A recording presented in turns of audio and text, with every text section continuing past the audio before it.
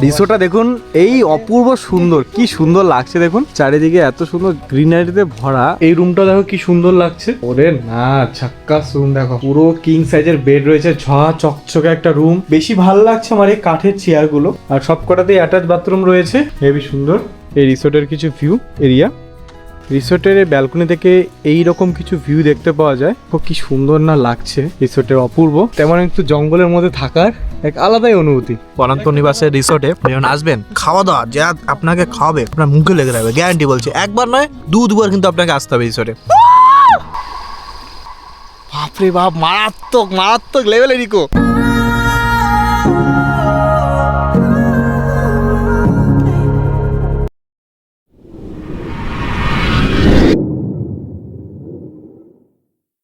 Good morning বন্ধুরা, চা নিয়ে শুরু করছি আজকের দিনটা। সকালবেলায় আমরা ব্রেকফাস্ট নিয়ে নিয়েছি, ডিম অমলেট, এদিকে পরোটা আর হচ্ছে ডাল, আর অপশনালে লুচি। আজকে আমরা রাজবাড়ি যাচ্ছি, কোচবিহার রাজবাড়ি এবং মদন মোহন মন্দিরটা ঘোরাবো তোমাদের। কত কিলোমিটার দাদা এখান থেকে রাজবাড়ি? 50। এখান থেকে মিনিমাম 50 কিলোমিটার লাগবে জলদাপাড়া এই আমাদের বনান্ত নিবাস থেকে। আমরা গাড়ি নিয়ে এসেছিলাম, তো গাড়ি এখানে পার্কিং করেছি। এখন রাজবাড়ি প্যালেসটা বাইরে থেকে দেখা যাচ্ছে। এদিকে হচ্ছে এন্ট্রি গেট, ঠিক আছে, এখানে 25 টাকা করে পার পার্সন লাগছে। এদিকে টিকিট কাউন্টার। রেলওয়ে স্টেশন থেকে যে কোনো টোটো অটো ধরে রাজবাড়ি প্যালেসে আসতে পারো। এই বাস স্ট্যান্ড খুব কাছেই, বাস স্ট্যান্ড থেকে পায়ে হেঁটেই রাজবাড়ি। তো এই হচ্ছে মদন গোপাল মোহন মন্দির। ভিতরে তো ক্যামেরা অ্যালাউ নেই, বাইরে থেকে দেখাচ্ছি, সুন্দর লাগছে বেশ, চারিদিকটা সাদা ধবধবে। আর ভিতরে রয়েছে বিগ্রহটা হচ্ছে গোপালের, যেটা অপূর্ব সুন্দর লাগছে, দর্শন করলাম, খুব ভালো।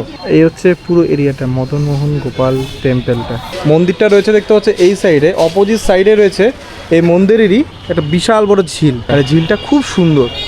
এই পুকুরটা তোমরা এসে সময় কাটাতে পারো। আমরা এখন যাচ্ছি সেটা হচ্ছে বানেশ্বর শিব মন্দির, যেটা খুবই সুন্দর। তো ওখানে সরাসরি দেখা হচ্ছে তোমাদের সাথে। এই হচ্ছে কিছু এলাকা বানেশ্বর শিব মন্দিরের। এটা হচ্ছে মূল মন্দিরটা বন্ধুরা, বানেশ্বর শিব মন্দির। এই দেখো বেশ সুন্দর, এখানে মহাদেব বিরাজমান। মন্দির কি বন্ধ? কখন খুলবে? এখনই খুলবে, আচ্ছা চলো বাবার দর্শন করাই। এখনই খুলবে বলছে, এতক্ষণ বন্ধ ছিল।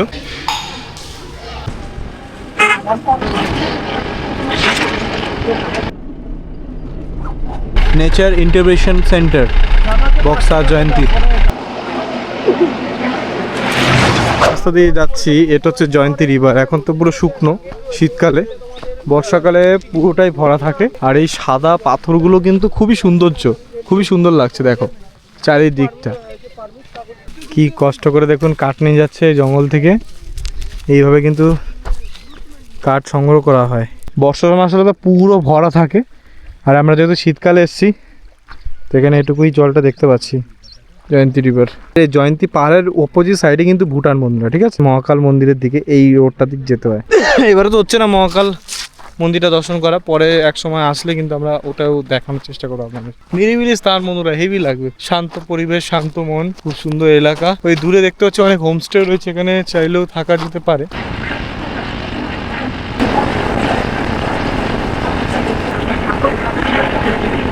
এই দেখো এই ছোটো গাড়িগুলো যাচ্ছে, এই ছোটো গাড়িগুলো কিন্তু পুরো চলে যাচ্ছে বক্সা ফোর্ট, বক্সা ফোর্টের দিকে। বক্সা ফোর্টের বৈশিষ্ট্যটা হচ্ছে তোমাদের বলে দিই, নেতাজি সুভাষচন্দ্র কিন্তু ওখানে আটক করে রাখেছিল, জেল আছে, তো ওই জায়গাটা কিন্তু নিয়ে যায়। এই ছোটো গাড়িগুলো কিন্তু যায় একমাত্র। এখানে দেখতে পাচ্ছ অনেক রকম কিন্তু গাড়ি রয়েছে, সব সেম গাড়ি, মারুতি গাড়ি।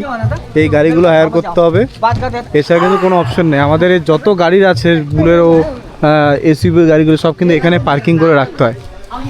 এই গাড়ি করে তোমরা কিন্তু এই ফোর্ট, বক্সা ফোর্ট আর জায়গাগুলো ঘুরে দেবে। এই জায়গাটার নাম হচ্ছে শান্তলা বাড়ি, পুরো এরিয়াটার নাম। রিসোর্টে চলে এসেছি, রিসোর্টে লাঞ্চ প্রোভাইড কী করেছে দেখো। এখানে কি ফুলকপি ভাজা, এখানে একটা শাক রয়েছে, আর এখানে হচ্ছে মাছ রয়েছে। কাতলা মাছ একটা বেশ বড় একটা সাইজ দিয়েছে, দেখতে বেশ লাগছে কিন্তু দেখো। খাওয়া দাওয়া এখানকার বলবো রিসোর্টের বেস্ট বলবো, কারণ এখানকার খাওয়া দাওয়া পুরোটা ঘরোয়া। আপনি বাড়িতে যেরকম স্বাদপূর্ণ খাবার খান সেরকম কিন্তু এখানে আপনি পাবেন। খাওয়া দাওয়া শেষ করে আমরা এখানকার যে সিসামারা যে নদীটা দেখতে পেয়েছেন প্রথম দিন, ওই সিসামারা নদীর যে জঙ্গলটা আছে, সেই জঙ্গলটা আমরা একটা টোটো সাফারি বুক করেছি। এই বনান্ত নিবাস থেকে আমরা এবার বেরিয়ে পড়েছি, টোটো সাফারি করব বিকেলবেলায়। এই যে সিসামারা নদীটা রয়েছে, এই নদীর পাড়ে জঙ্গলটা আছে, পুরো জঙ্গলটা সাফারি করব, ঠিক আছে। তার জন্য তোমাদের এই টোটো হায়ার করে নিতে হবে। একটা জিনিস মানতে হবে, সিসামারা নদীটা দেখতে অপূর্ব, আর নীলের নীল পুরো এত সুন্দর লাগছে, চারদিকে জঙ্গলটা, সীসামারা জঙ্গল আর এই সীসামারা নদী, অপূর্ব নিদর্শন। কিন্তু জীবনে প্রথমবার আমরা টোটো সাফারি করছি, 4 বন্ধু মিলে টোটো সাফারি করছি। এটা বেশ একটা ইউনিক জিনিস, কারণ রাস্তার কন্ডিশন খুব খারাপ, এর জন্য ফুল স্পিডে যেতে পারছে না। এই সাফারি করতে করতে এই নাচতে নাচতে আমরা পুরো জঙ্গল সাফারি করছি। টোটো কাকা আমাদের এইখানে নিয়ে এসে, এটাই বাঁধ শেষ, এই যে বাদ দিয়ে আমরা আসছিলাম। এই দেখুন এখানে কিন্তু রাস্তা ছিল, ঠিক আছে, কানেক্টেড ছিল, এটা কিন্তু ভেঙে গেছে। আপনারা জানেন হয়তো বানটা এসেছিল সিকিম থেকে, সেই তিস্তা তোষার ভাঙন, সেটা কিন্তু এখানেও ক্ষয়ক্ষতি হয়েছে। আর এই দেখতে পাচ্ছেন সেই প্রমাণ, এই যে ঘর বাড়িগুলো সব ভেঙে তছনছ হয়ে গেছে। এই দেখতে পাচ্ছেন ঘর বাড়ি সব কিচ্ছু নেই, এখানে ঘর বাড়ি ছিল। আর এখান থেকে কিন্তু রাস্তাটা ছিল। তিস্তার নদীতে ভাঙনে দেখো কি অবস্থা। হ্যাঁ, এখানেই শেষ আমাদের সফর। এখান থেকে আবার আমরা রিসোর্টের দিকে চলে যাব। আমরা এই যে সাফারিটা করলাম, এটা কিন্তু কাকা 500 টাকা নিচ্ছে। আমরা 4 জন রয়েছি, যদি 5 জন থাকো তাহলে প্রতিজন 100 টাকা করে দেবে। 100 টাকা করে দিলে তোমাদেরই সস্তা। এবার একজন যদি আসো তা কিন্তু 500 টাকা করে রিজার্ভ করে বুক করতে হবে। তো করো অবশ্যই, এই মানে সাফারিটা করো, হেভি লেগেছে আমাদের, আশা করি তোমাদেরও ভালো লাগবে। বন্ধুরা, এখানে আসার পরে আমি বুঝতে পারিনি যে এত সুন্দর ইকো হয়। আমি আমার বন্ধু পাপাইকে জোরে করে ডাকছিলাম, ভাই নিচে নামিস না, এত সুন্দর ইকো হচ্ছে, জাস্ট দেখাচ্ছি তো, দেখো বাপরে বাপ, মারাত্মক মারাত্মক লেভেলের ইকো। আজকে মনে হচ্ছে আপনাদের নতুন একটা পয়েন্ট আমরা সৃষ্টি করলাম, ঠিক আছে। এই জায়গা থেকে যে এত সুন্দর ইকো হয় আমি বুঝতে পারিনি বস। এটা অ্যাকচুয়ালি এটা হচ্ছে ইকো পয়েন্ট। এটা মনে হচ্ছে আমরাই সৃষ্টি করলাম। দারুন। ও হো হো, বড় বড় পিস। বারবিকিউর জন্য 1000 টাকা দাদারা বললো, 1000 টাকা লাগছে। হ্যাঁ, আর এইসব আগুন ফোড়ানোর জন্য কোনো টাকা লাগবে না, এরকম তোমরা ফ্রিতে সেট আপ করে দেবে রিসোর্ট থেকে। তো আরামসে এখানে আড্ডা মারতে পারো, এখানে অনেক কটা চেয়ার করা আছে, খুবই সুন্দর। আমাদের যে চিকেন বারবিকিউ ছিল সেটা রেডি হয়ে গেছে, এখন টেস্ট করার পালা। এই কেমন হয়েছে। এই চাটনি, ধন্যবাদের চাটনি,